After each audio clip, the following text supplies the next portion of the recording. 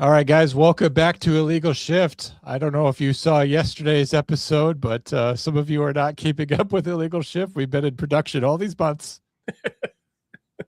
No, we took a little bit of a hiatus. We took a little bit of break. I'm John. Maybe you don't remember me. It's possible you don't. And then Chief Keefe. Kiefer, how you doing over there? Good, brother.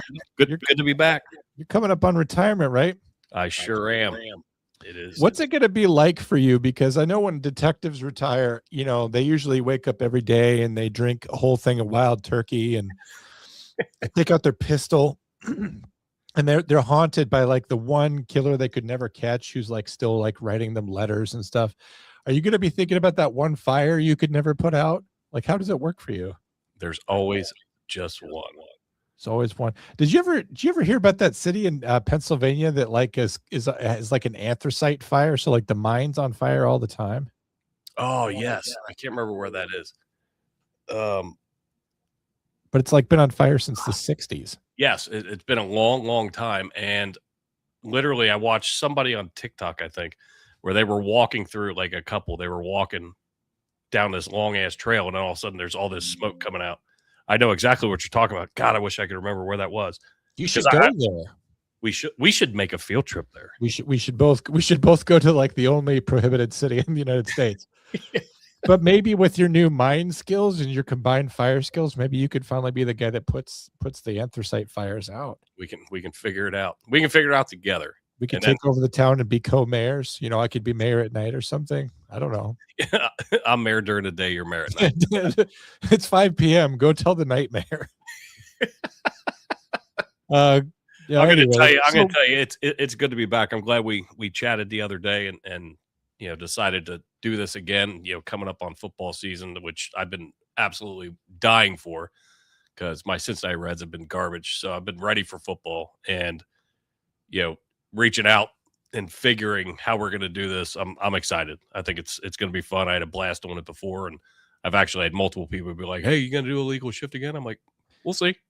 I never knew we were a big deal. No one ever reached out to me and said, good job. So, I was never getting encouragement, but if it does something for anybody, then I guess there you go. And it's a little bit of that old failure to stop energy where we get on and just bullshit. And I know that you are kind of the torchbearer of that because you still do that all the time on One Morning I'm Out of Here with your various 3 shows with Agnew Papadopoulos and then James and then Candace and then Jill. You've got Rob, I guess, maybe, I don't know. You got a well-oiled machine on One More and I'm Out of Here, and you're always kind of doing that. But I don't get to do lives really anymore. I don't get to go live and just bullshit around and talk to people. So we'll do this as often as we can. Yep. John's in the audience. John, hello. What's up, buddy? Let's go back. Yep. We'll see what we could do with it. We'll talk about stuff. We'll talk about sports. It's the start of the football season today. It's the Hall of Fame game. In some ways, it's the most important day of the year, football wise. It's the one game where you're going to get what you're going to get with that, I guess. So the Cardinals and the Panthers tonight, 2 of the worst teams in the NFC, are going to be facing off. Not starting any of their starters down there in Canton.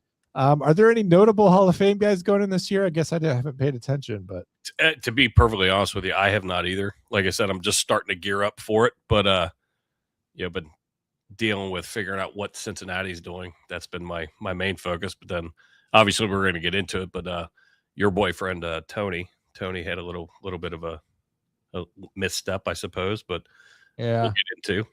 This year's a great year for Hall of Fame inductees. We got Drew Brees going in, not to be confused with the Comp Center guy, but the prolific quarterback who played 20 seasons, mostly with the New Orleans Saints, the guy who swapped out with Phillip Rivers in San Diego, and then Roger Craig, who's a running back for the 49ers, and he won the Super Bowl 3 times. He's going in, so good for him. I honestly thought he was already in. He's not. He's going in tonight. God. And then Larry Fitzgerald, could you believe that? Like he's been gone 5 years, apparently. I thought you had to be gone 5 years before you were Hall of Fame eligible, but he's going in. It's amazing how time flies, man. And then Luke Kuechly's going in. He was a dominant linebacker for the Panthers. He's going Cincinnati boy, St. Xavier High School, Cincinnati. Yep. And then of course Adam Vinatieri. How could he not be in already? You know what Right. I mean? That's what amazes me every year. It's like when this list comes out, I'm like, holy shit. Like I literally thought they were already there, or Well, obviously should have been there already. But Vinatieri, was on the Hall of Fame arc, 20 years ago. But he's getting enshrined tonight, but he actually stopped playing in 2019. So he was not on the first ballot. He could have gone in 2024, and somehow Adam Vinatieri, who's like the highest, isn't he like the highest scoring player in the history of the Patriots, and possibly the highest scoring kicker ever? I mean, yeah. I think yeah. I mean, as far as kickers go, yes, I think you're absolutely correct. Anyway, so good for him that he's going in tonight. But I always like watching the Hall of Fame game because it's the first NFL game all summer long, and then we have it all the way through till Valentine's Day this year. Kiefer, I know that you're already trying to come up with some scheme so that you could get out of Valentine's Day with your wife so that you could watch the Super Bowl. Men across the country are going to be attempting to do that.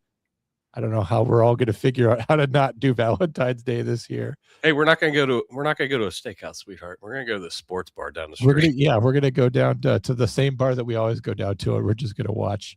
We're gonna eat what we always do. I'm gonna go ahead and play the intro just for old time's sake. It's still here, so I'll go ahead and load it up, and we'll start talking about Tony Romo if that's okay. Let's do it. The growing calls across the nation to defund the giving them business down there at the 15-yard penalty. There was no foul on the play. It was not a hold.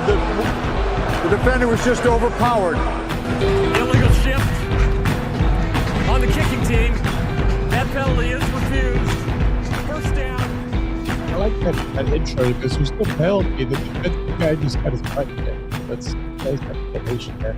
Welcome to Failure to Stop, America's #1 podcast where we entertain and inform first responders and their friends. I'm trying to remember. Buy a ghost bed, everybody. I'm trying to remember all that old stuff.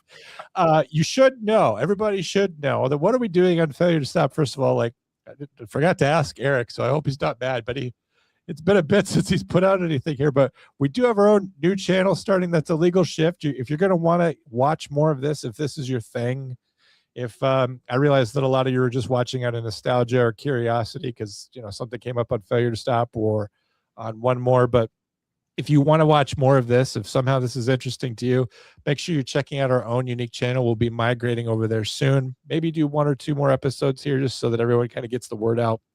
Make sure that you're going over to Illegal Shift, the actual channel on YouTube. Make sure you hit subscribe, and then that's the way that you will always be able to find us going forward. And of course, you can always find Kiefer on One More and I'm Out of Here, his various shows on there with Jill and all those people that I mentioned. So make sure that you're always checking that out. For me, you know where to find me. I'm always on Com Center, and I'm doing the true crime subscriber stuff on Spotify. For those of you that love true crime, it's kind of a premium format now, and you can find me there. But Tony Romo got in trouble some weeks ago. Was dying to talk about it, but I had no place to go. Thought about just showing up here with nobody, but we should talk a little bit about Tony Romo because he is my favorite quarterback for the Cowboys. I was thinking about you. I almost called you. I know. Just to do a welfare check. I was legitimately concerned. I told you that they found dirty pictures of kids at Joe Burrow's house, and then you didn't even call me on that one. So, sometimes it's hard to know. We prank each other. But Tony Romo, he's a CBS analyst, and he got in trouble in Wisconsin for DUI. And the whole thing's very ironic because back when Monday Night Football started back in 1970, there was this guy that hosted, he did color commentary, kind of like what Romo does. His name was Don Meredith. Mm-hmm. Don Meredith was also a quarterback for the Cowboys. And he would do the show with this guy named Howard Cosell. He was kind of like me. He's kind of showy and cerebral and kind of annoying. And the only way that Don Meredith could get through doing those sports casts was to be completely plastered the entire time. Right. If you go back on YouTube and watch, Don Meredith and Howard Cosell, Don Meredith is having a good time by the end of the game, especially in a Monday night game where it's like, the Browns and the Jets and the final score is 3-0. He is licked by the end because that is the only way he could get through that game. Well, and back then that was kind of a normal thing, and It was normal, and we need to re-normalize it, I guess is what I'm getting at, is that, he was drinking and driving, which, we have mixed feelings about here, which I'm going to unpack, but he's being treated kind of like he's the devil. And I don't know why the CBS would invoke a morality clause to terminate his $17 million contract with CBS as though he did something immoral. He made a stupid mistake that he's probably going to pay for, but I don't think that they should be able to invoke a morality clause for that. And I'm going to unpack even more why that is. But the other thing has he been officially released though? No, he's currently on indefinite suspension, and JJ Watt is going to take his place with Jim Nantz in the booth and kind of give that color commentary. It's all pending the outcome of a hearing that's happening in Wisconsin on September 21st to see if he's guilty of OUI. And I'm going to get real deep in the nitty gritty on that and why it's not exactly what everyone seems to think that it is, legally speaking. I have to take some responsibility for this. I did a podcast about drinking and driving in Wisconsin the week before Tony Romo got in trouble. It was about a 911 caller named Mary Stray. Mary Stray was a 911 caller. She's driving through Wisconsin, and she dials 911 because there's a very drunk driver out on the road. And it was her. She was dialing 911 to tattle on herself for drunk driving. And then, this kind of led me to unpack a lot of what goes on in Wisconsin in terms of how DUIs work there and how it all goes down. So we've got a lot of dense legal information for you. But basically, last month, Romo was arrested in Milwaukee County on suspicion of first offense operating while intoxicating. And the authorities said that he showed some kind of signs of impairment and he performed poorly on the sobriety tests. He mentioned that he'd had concussions before, but not recently. He's not been convicted of anything. Okay. And that gives us an opportunity to talk about what is going on with Wisconsin in general. Okay. It's Packer country. It's a strange place. It's America's dairyland, has no cows in it. I was there as recently as last year, saw no cows. I've driven over it. I've driven through it. I've never seen a cow there. I did date a girl once who was a truck driver. She said she used to take cheese from California and drive it all the way to Wisconsin. And that's where all the cheese in Wisconsin comes from, is California, which I think is a scandal bigger than Tony Romo drinking and driving. Okay. They also make their old fashions with brandy, which makes no sense because an old fashioned is made with bourbon. And if you make it with brandy, it's some other drink. Cheese curds. There's a bar in town for every 200 people. There's a bar. It's a big drinking state. Okay. They've had historically high rates of excessive DUIs. I would say that Wisconsin has the most DUIs in the country. And I would say that, and it's not even based on fact, but my opinion is so close to reality that we may as well treat it like it is. I don't know if it's true or not, but it probably is. So anyway, Tony Romo is from there. I think he's from Burlington, Wisconsin. And what we have to understand is that when you drink and drive, it's not a criminal issue unless it's aggravated somehow, unless you hurt somebody, unless there's some sort of other circumstances going on. It's what you call a civil issue. And that is a huge impact for how we should consider Tony Romo's DUI, how it's going to be adjudicated, how I think it should impact his contract with CBS. But everybody there is drinking brandy. Everybody's watching the Packers. Everybody's drinking and driving and dialing 911 on themselves to tattle on themselves. And Wisconsin goes to some extreme lengths to curb DUIs because it is so high in the country. I don't know if you know this, if you've ever been to Wisconsin, but they have a vast network of roundabouts everywhere. Oh, the roundabouts. This is just like the soda can rings being thrown into the ocean and the turtles getting caught in them. Okay. Because if you're too intoxicated to drive, you'll get caught in these networks of roundabouts and you'll never be able to get out. So they just interconnect all these roundabouts, and then that's how they catch up with these people. And only the sober people can actually navigate all these things. But when you get pulled over by the Wisconsin State Patrol, something very unique happens in Wisconsin that does not happen in any other state. Okay. They pull you over, and if they have reasonable suspicion to think that you're drinking and driving, they do the roadside sobriety test. But kind of the major one is the PBT, the preliminary breath test. So if you blow that and you're blowing at a 0.08, that's legally operating under the influence. Actually, it wasn't until 2003 that they went to 0.08. Before that, they were at 0.10, which is a higher level of alcohol in the blood. The only way that we got them to stop doing 0.10 is we withheld federal highway funds from them, so we had to hit them in the wallet. That's the only way we could get them to stop. So anyway, when they pull you over in Wisconsin and you blow a 0.08, you have the right to challenge.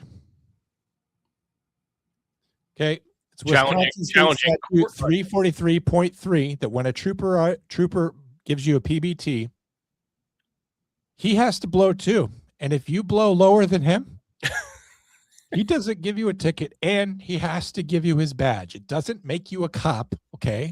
And you get to drive the cop car home. You don't get to drive the cop car. Don't spread misinformation. He has to give you his badge. It doesn't make you a cop, but he has to go through the humiliating ritual of asking his boss for a new badge. And I don't know how this varies by department, but you go and you ask for a new badge, and then the boss is kind of chewing you out like, this is your third star I've given you this month. I think if you make the boss blow a PBT and he blows over 0.08 in his office, he doesn't have to give you shit about you losing your badge. He just gives you another one. So That's Wisconsin has some very, very, very interesting wrinkles in their law about how it works. I also mentioned that it's a civil issue. Okay, so what does that mean? There's a reason why it's a civil issue. It's because too many people in Wisconsin are constantly being arrested for drinking and driving because there's so much of it. The criminal courts are completely clogged up, and they don't want to be getting blood draws from people because that they have to prove beyond a reasonable doubt in a criminal court. They're just making a civil issue. Is it more likely than not than you are drinking and driving? So that makes the threshold for conviction for Tony Romo very low. But it also means that after that happens, he doesn't have a criminal record. He didn't break criminal law. He's essentially being sued by Wisconsin for doing that. Would you like some data to go with that?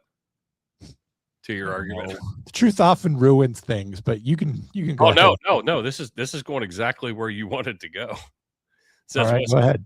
Wisconsin has a reputation for being one of the country's biggest drinking states, but its OWI, operating while intoxicated, ranking depends on what you're measuring. But OWI arrests per capita, Wisconsin is well above the national average. In 2024, Wisconsin had 31.1 OWI arrests per 10,000 residents, compared nationally to 21.5. Do you think Ohio takes that as some kind of challenge? Do what? Do you think Ohio is taking that as some kind of challenge? Oh no, I'll find out what Ohio is though. I'll find out. Ohio has to get those numbers up. You got to put the work in, son. You got to try harder to do that. So anyway, but I feel bad for Tony Romo anyway, because CBS has already told him to like start dumbing down his commentary. Do you remember when he started and he would go out there and be like, well, this is what they're doing and this is exactly what's going to happen, and keep your eyes at the bottom of the screen and it's going to be this, slant to the outside, and you would see exactly. And then CBS is like, well, you're ruining the game because you can predict the future. I feel like it's terrible that they've made him into kind of a dumb announcer, kind of annoying announcer. You see the t-shirts, but I know you love him, John. I know you love him, and none of this is rehearsed. It's all off the cuff. But he had to like go through like a remedial training on how to broadcast. Do you remember? They told him to stop being himself. Because it's not doing this because you're too good for this, because the way that his mind works, he's too good at breaking that stuff down. And I got to tell you, we live in a different era. Okay, I talked about Don Meredith to start this out, and how broadcasts were in 1970, and how the CBS broadcast with Jim Nantz and Tony Romo is kind of continuing that tradition of Don Meredith and Howard Cosell and all these guys, and Frank Gifford and all the guys who have come in between. But then you need to look at a guy like Pat McAfee. Okay, he's never gone the traditional route. He could have gotten a contract with ESPN. He could have gotten contracts. I remember him covering some of the XFL for Fox a couple years ago. Like, he was just dabbling. He could have got these things, but then he realized he was better off on his own. He started a podcast, kind of not different than what we're doing, and it turned into a huge thing. And I know that Tony Romo he doesn't exactly have the wit and personality that Pat McAfee that makes him special and unique, but Tony Romo is really smart. Des Bryant said, lay off my quarterback. As smart as Romo is and as great as a guy he is as an analyst, the knowledge he rarely shows in the world is on another level, because they told him that he had to dial back the knowledge. Romo should lock in, build his own thing, and run circles around CBS. Nine just knows one decision doesn't define the journey. And I'm appreciative that Des Bryant is still supporting Tony Romo all these years later, because I remember the weekly heat that Prescott now has as the quarterback of the Cowboys. Well, I think like the biggest thing with this whole Tony Romo, it started with the body cam that came out and his field Olympics that he went through, tried to do calisthenics beforehand. I mean, it was just not a good look from the time they talked to him in the car until they took him, and they gave him the courtesy of taking him somewhere else to do the field sobriety test. But God, man, it was just not a good fucking look. They gave him the courtesy, but then also somebody at the PD also released it to TMZ. So, right. But I don't know. Did TMZ do a FOIA request and get it?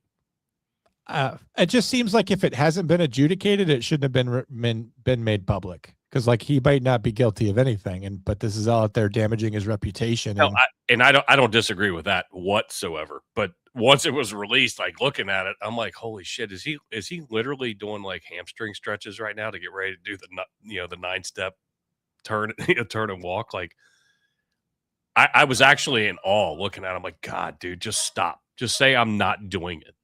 I'm just not going to do it, and I'll let my attorneys fight it, because he's got fucking 7 or 8 attorneys that are going to handle all the shit. Yeah, you're right. He probably should have just said, I'm not going to say or do anything. But Wisconsin's an implied consent state, so it's an applied consent state. So the roadside PBT, it's basically the roadside PBT and the chemical test that it's requested at the arrest they're not interchangeable. So they have to do those things, and it's part of the way that they would treat anybody, and they're treating Tony Romo the way that they would treat anyone else. And refusing, to do these tests can cause consequences down the road. So you have to decide right there, while you're potentially intoxicated enough to be making this decision stupid in the first place, should I refuse this test? Is this going to make it worse for me in the long run? It's all about what's worse now and what's worse later. And I don't know. I guess I'm just kind of disappointed. I tend not to buy jerseys of new players for exactly this reason, because you never know when someone's going to kind of like let you down. Like there's this great kicker in Cowboys history called Raphael Septien. And I'll let you just go ahead and Google that for yourself on what happened to Raphael Septien and why he's not in the Ring of Honor today. That's because of his dalliances outside in his romantic life, I guess, if you wanted to be crass enough to put it that way. But I always tend to just go with the classics, the guys that I know and love, Jason Witten and all this. And so I'm a little disappointed, because now Tony Romo, this is part of his reputation now. And I wish it had never happened. And I guess I'm just a little bit disappointed. That's how I feel. If you wanted to just sum it up in one thing, I'm disappointed. No, I mean, it definitely, his contract, he signed his contract. What was it? $180 million for 10 years. And like you said, they're pulling this morality clause. Nobody got hurt. He got picked up, and I didn't even know. I can't remember what term they used, but like when you're coming in onto an expressway, like the entrance ramp, and then you have like that piece as you're merging on. He was apparently driving in that, and I can't remember what they called that, like the gourd lane or some shit like that. I don't know. It's all part of a roundabout in Wisconsin. So, but watching, like, once he got pulled over and listening to him talk, and he's asking to be repeat the question and what is that, damn well he knew what it was, and he knew that he was, I think he was at like an alumni event or something like that. Am I correct in that? I don't know. There's so many jokes that I don't know what's real, because somebody said that he was like leaving a golf tournament where he was like 34 over par or something. So like, I don't know. I don't believe that, because he's actually a very good golfer. And they show a lot of AI, where it's like he's doing the Dak Prescott loosening up the hips thing, and I don't know what's real. I can't tell what's real. we live in a sea of uncertainty, John. We do, and I don't know what's going on anymore. But for any of these athletes, so like we went through it here in Cincinnati. We had Odell Thurman was one of our badass linebackers, and this is like way back in 2003. And this was like a huge year for the Bengals. We had just bullshit years. And he gets picked up for DUI. Well, granted, Romo's retired, so I understand that. But every professional ball team, whether it's baseball, football, basketball, they have drivers that are on staff, right? Tony Romo makes $18 million a year. Why does he not have black car service? Well, why doesn't Tiger Woods? It's the same thing. It's I completely agree. But there's no fucking reason. I agree. He should have a service that's just on retainer. I get that. But when you're drinking and driving, and I'm not trying to make excuses, I guess, for drinking and driving in general, but when you drink and drive, it impairs your ability to make the decision not to do it. Correct. I mean? Correct. No, it all ties up with a bow.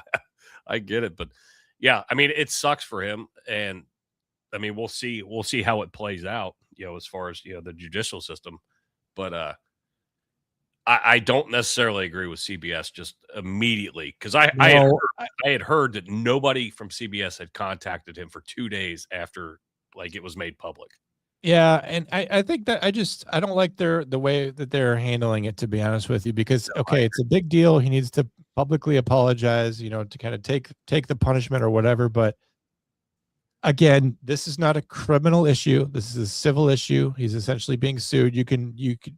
I get that it's just a Wisconsin thing, that's how they do it. All right. So maybe to some people that won't matter. But if his hearing on September 21st ends unfavorably, he's not going to have a criminal record for DUI. He's essentially just going to be paying some fine. Right. And then, that's going to be the end of that. And it just, I guess, you said that they gave him courtesy to do the test elsewhere and all this. He really isn't being treated like anyone else. And, I don't expect anyone to play a tiny little violin for a celebrity, but he's just a regular person. And would you like being treated the way that he's treated? I don't think we necessarily need to put a celebrity on a pedestal, but we also shouldn't see them being treated worse than we are. Correct. And he didn't conduct himself well. But why is it that we're all seeing that? It's so bad for his career. If the common person went out and had a DWI, an OWI, it wouldn't be on the news. It wouldn't be circulated. They wouldn't be they wouldn't be suspended from their job and all this. It just seems like he's being held to a higher standard than what other people are. And his job right now is football talk guy. So I don't get where that higher standard is coming in. You know what I mean? How much news do we see anymore about Mark Sanchez, who literally beat the brakes off Mark an old man? Sanchez, also a former Cowboys quarterback for a little bit. I don't know if you were aware of that. Yes. That did happen, I believe, in 2020. I think he was backing up Andy Dalton or something. I'd have to double check when that was. But he beat the brakes off an old man under the influence of multiple things. You heard it for 3 days, and then that was it. But you're constantly now, every day, seeing a little snippet of Romo, people trying to get a hold of him or whatever. Oh, he's not going to have a comment. Well, no shit, he's not going to have a comment because he hasn't gone to court yet. Come on. Yeah, well, they're trying to just make as much of it as they can, and they're trying to take down a guy that, the truth is that a lot of people just don't like Tony Romo as a commentator anymore, and they're trying to use this as a situation to get rid of him. But in favor of what? I don't think that, JJ Watt is a tremendous human being. He's a great guy, but I don't think he's necessarily going to be a better commentator. But, I don't watch a lot of AFC games. So I guess you'd have to tell me. I don't know that if he's doing a lot of Bengals games, he's doing a lot of Chiefs games, he's doing a lot of Bills games. I actually don't even remember him listening to a game or watching a game and hearing him. I don't know how well of a commentator he is. I have no idea. No. The thing is, too, is that so you can evaluate him as good or bad, but we also need to consider him in the available field of people that could do this job. Because I'll tell you that Chris Collinsworth, very fucking annoying. Gross. Okay? And he's a Bengal. Oh, so gross. Well, and then there's Troy Aikman, just to kind of jump on your train. I don't particularly enjoy his commentary either. So I'm watching almost all these games with no comments on it.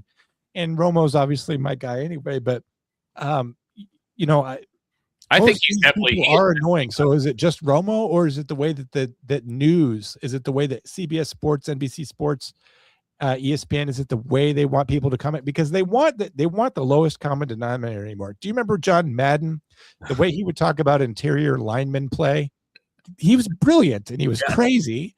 But now we have very vacuous commentary anyway, and there's nothing worth listening to. So you could say Romo's bad, but I think it's, again, I got to go back to just CBS and NBC. They don't want good commentary because they want regular people to sit down and watch this game and understand it. And people like Romo breaking down all this stuff that's like very, very deep ball knowledge, I think it's a turnoff for them. And so they just want Romo to be dumbed down. Yeah, I watched an interview, one of the late night shows, and I can't remember which one. And it was Drew Brees sitting there, and he went through like how the cadence works, right? And he's trying to explain it. And I mean, I know football, but like hearing a quarterback do it, and most of them, I'm not gonna say all of them, most of them have such a high IQ that they can retain all that shit. And he went through it, and he was like, all right, so when I say this, the linemen's listen to this, and then they tone out. And then the next whatever term they use, whether it's, we'll just say blast or whatever, the wide receivers are grabbing that. But he was like, it's a well choreographed, just mouth vomit, but everybody knows exactly what they need to know. And Romo pulled that off the field and tried to put that into the broadcast booth. But to your point, I think, yeah, he made it a little bit too complex, but I hated him in the beginning. I think he's gotten much better. I'm still not my favorite, but I mean, I can tolerate. You know what I mean? Like, there was definitely a change from when he first started to. Well, I think he's better than Phil Simms. That's the thing that other people need to remember too. Is you're complaining about this, but Phil Simms I thought was abysmal. But the other guy that's really good and has a definite future when he's done with the Raiders is probably Kirk Cousins. His ball knowledge is really incredible. And I remember he had a press conference recently where someone asked him like kind of a technical question. He's just like, "Oh, thank God you asked that." And he like, from there on, I didn't understand a word that he said because he really, really, really understands the game. And I personally, I want to watch. I get it. I'm not normal. I'm here. I mean, here we are. I would want to watch the game and hear from somebody that really, really knows what they're talking about. I want to learn from somebody. I want to be elevated. I want to understand and appreciate the game that I never have before. And when I listen to the way that these guys do it now, it's just like, there's nothing for me to learn. It's just annoying. It's just kind of emotional takes. It's reaction. Like, here's a guy that really knows how to lay down a tackle. I mean, when this guy comes on the field, you just know that he's going to tackle you. Like, that's Chris Collinsworth, it's not helping me at all. It's just stopping there for being empty noise. But I would love to get that kind of technical expertise from someone who understands it at that level. This is a picture of Mark Sanchez, just in case you thought I was lying, but he really did play for the Cowboys. That did happen. And Mark Sanchez, who did assault somebody, his career is completely over and he's gone. But, there's no equivalency between Sanchez and Romo in terms of what happened. Right. Yeah. I mean, it's apples and oranges. I mean, like I said, he beat the brakes off an old man. Romo was driving under the influence. Okay, cool.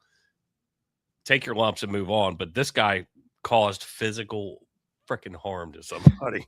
Like, the other thing is that CBS and Romo could use this as an opportunity to turn this obvious loss into a win. If they just terminate the guy, if they just get rid of him, then it's just this ugliness hanging over CBS Sports and ugliness hanging over Tony Romo.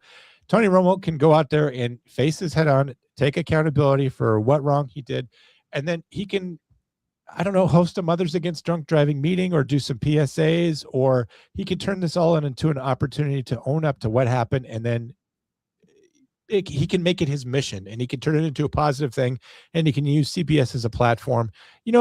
This is going to be a weird way of saying this, but like Bob Barker used to say, make sure you have your pets spayed or neutered, because he grew up in poverty and he saw stray dogs and cats suffering all over the place, and he didn't like seeing that. So he used his platform, The Price is Right, to make sure that we're taking care of dogs and cats. Well, Tony Romo could end every broadcast with saying, make sure you drive safe, make sure you drive sober, get a designated driver. He could do something like that.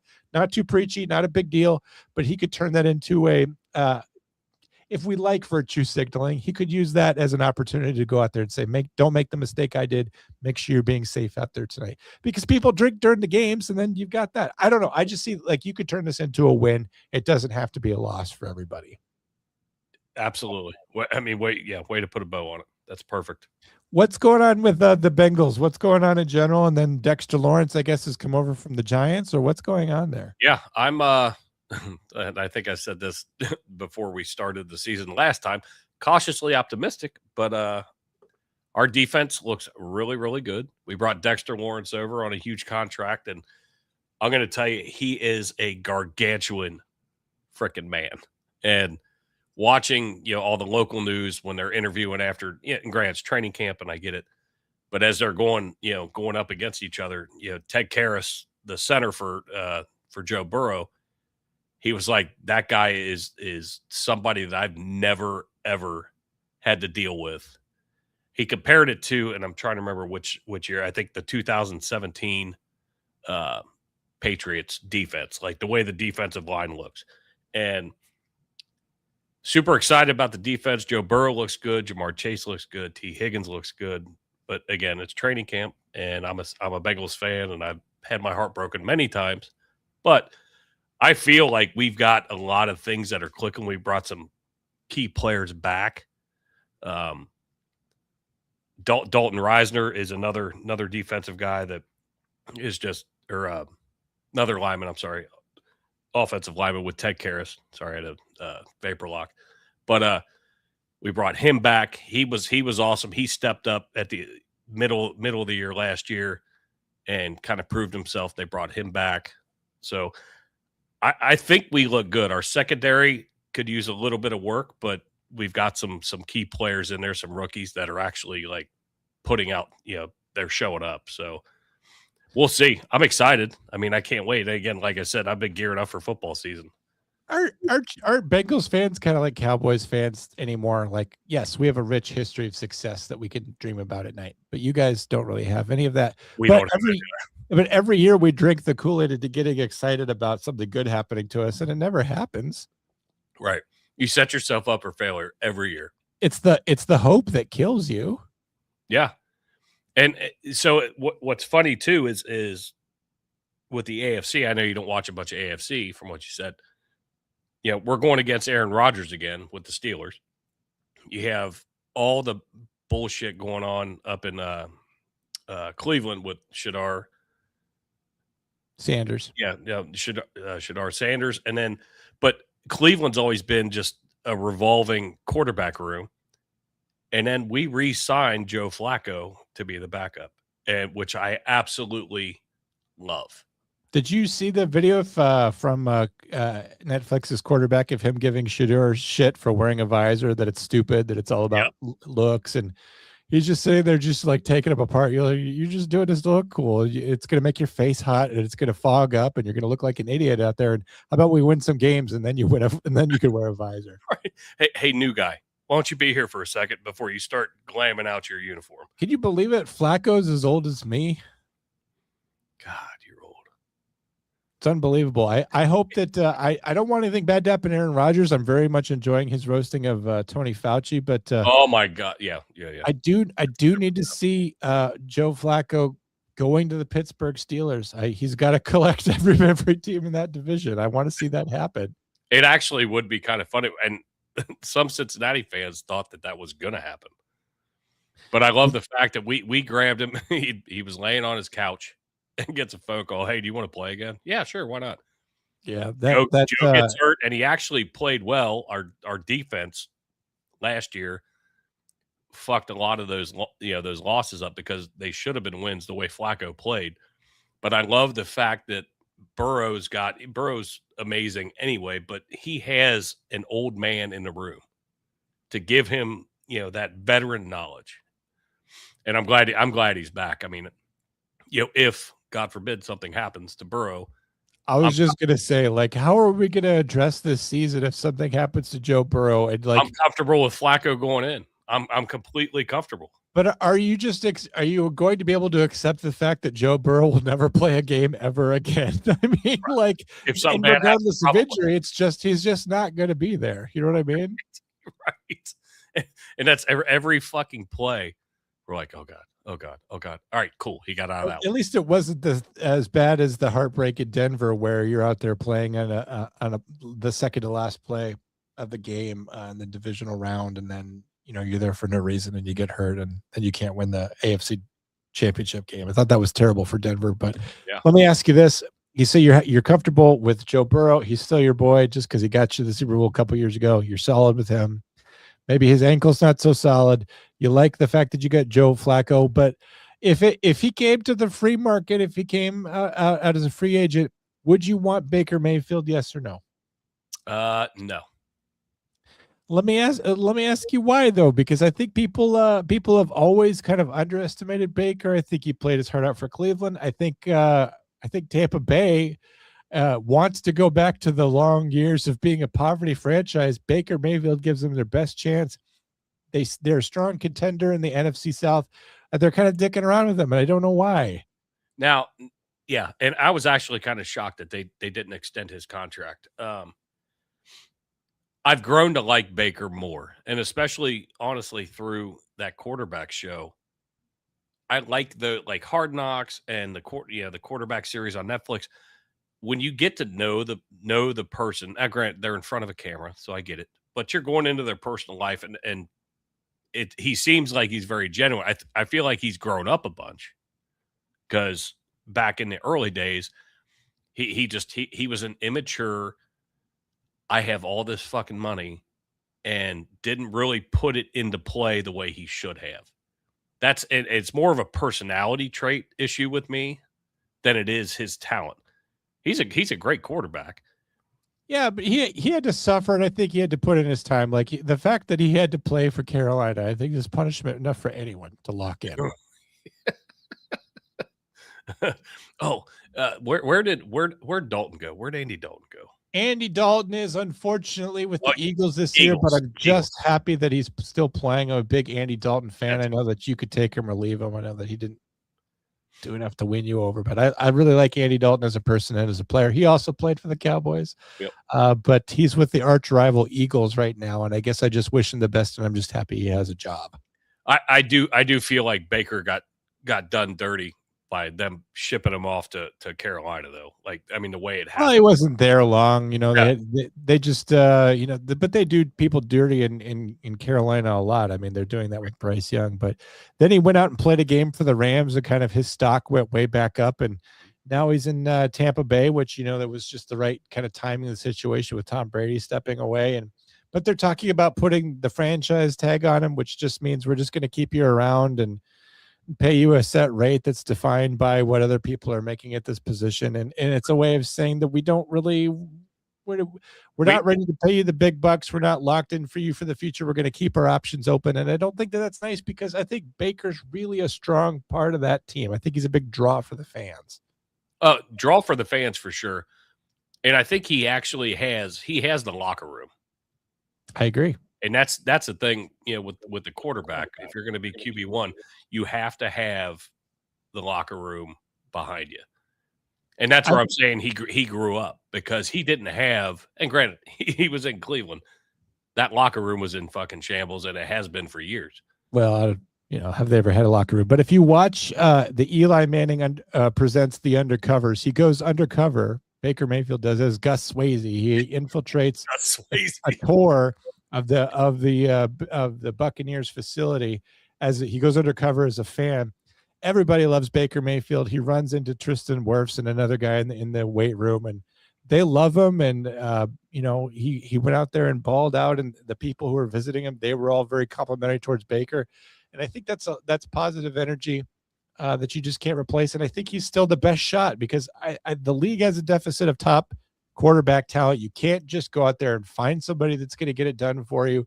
Baker Mayfield is very much in the contention for that. I think, weren't they talking about him being in the race for MVP last season? I just don't get it. I don't get why you would say we're walking away, and maybe they're just playing hardball or whatever. I mean, this is typically what we see with quarterback negotiations, but I can't imagine the Buccaneers saying we don't want Baker Mayfield and he becomes a free agent. And I don't know why you would pass on him, to be honest. Oh shit, I didn't even realize. I actually forgot. that Jake Browning potentially will be his backup, who was a former Bengal. He was our backup. And You liked Browning. I remember that. yeah, Browning didn't play terribly. I'd rather have Flacco than a young Browning.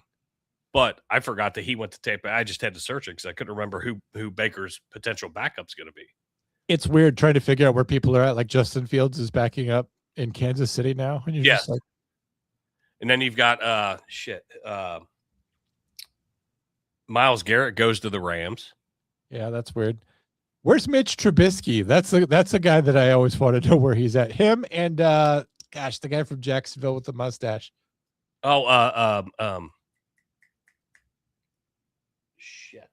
Minshew. Yes. Gardner Minshew. Gardner Minshew, yes.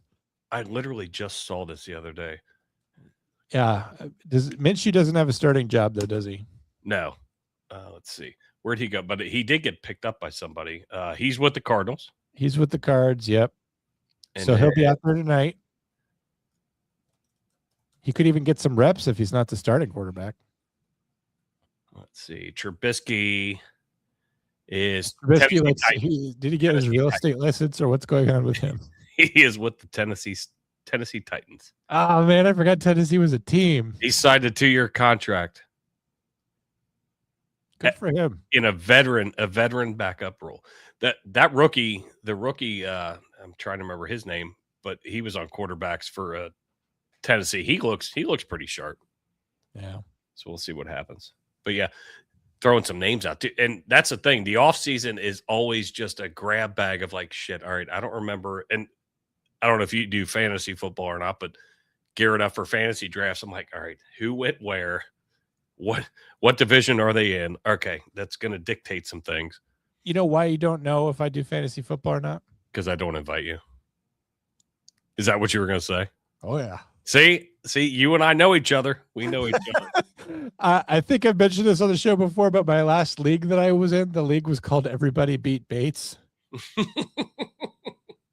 It's because I was good at it. You know, it destroyed my overall love for it though. Cause I remember watching some Cowboys game once and I'm just like, I hope Des Bryant gets hurt. We can't have him doing well today. Cause my opponent had Des Bryant. I'm just like, what am I talking about?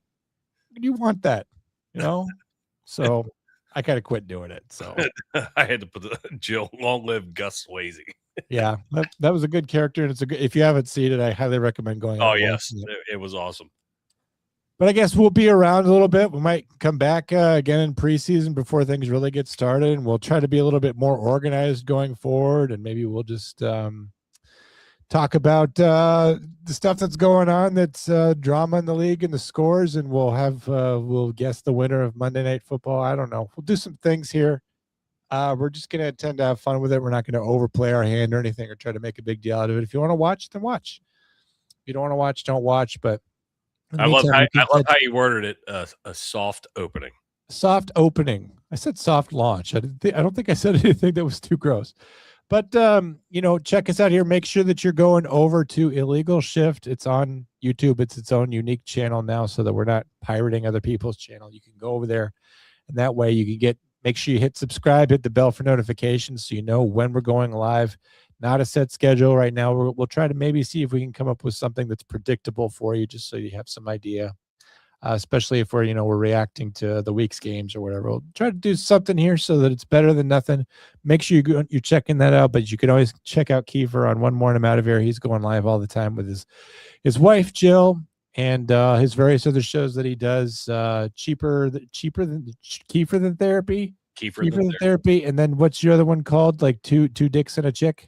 Yep, that's correct. We'll be. And then of course One More and I'm Out of Here is your headline show. And I'm always you can always find me.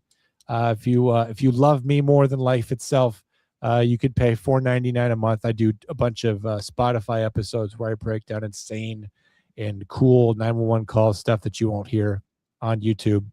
That's where you can find me. That's where I'm doing most of my work now. I drop 3 of those episodes a week, and that's paid content for the top people who really love me the most. It's not for everybody, but it is for some people. So other than that, Keith, it's good to catch up with you. I'm glad that you're facing the end of your career, and I hope that you do a better job of retiring as a fireman fighter than Tony Romo, who's running into trouble, kind of following in the footsteps of Donovan McNabb, who, by the way, definitely got arrested for DUI multiple times, and Aaron Donald, who doesn't know how to quit, and Tom Brady, who destroyed his family for a chance to go back and play. Like, I hope retirement is a real solid thing for you, and I hope that you enjoy it, and I hope that you're not killed on the last day. You know what? That is the nicest thing anybody's ever said to me. I don't know. You know how it is in the movies. He's that they're always at the funeral. Like, he was one day short of retirement. People in your position, Keith, a lifetime of public service. For some reason, this is somewhat serious, but I never get to see them really truly enjoying life. And I want to see you. I want to see you have that second life where you just enjoy it, make a bunch of money, and have a good time. And I don't want to see you falling through a thing and getting all bruised up on your ribs. And I don't want you to fall on a boat and all these various things that you did. I don't want you to do that. I want you to enjoy your life. September 18th is the last shift. So, and you're having a big retirement party, aren't you? We are, October 2nd. That's just for any old swinging dick to come in and have a good time, right? Yep. Just a big open house. Come in, hang out, drink beers with us, and just have a good time. Set a fire. Watch us. Kiefer is not morally bound to do anything about it. Watch me potentially pee on it. I don't know. That's probably the extent of it. The last time Kiefer and I were in a bar together, he pulled up his shirt and I wrote, "Do not resuscitate" on him. So that is factual information, folks. Factual information. That literally happened. That was actually also the first time I met you, meaning we started strong. Yes. That's how I knew this was going to be a thing. Yeah. So guys, just make sure you check that out, that channel. I don't want you to miss out on the future, because we're not always going to be here on Failure to Stop or in One More About Here, but you'll probably catch us back here at least one more time.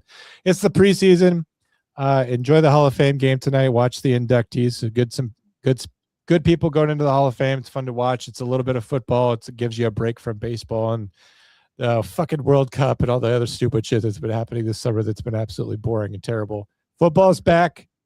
Enjoy it, and we'll be here to talk about it throughout the season with you. Keith?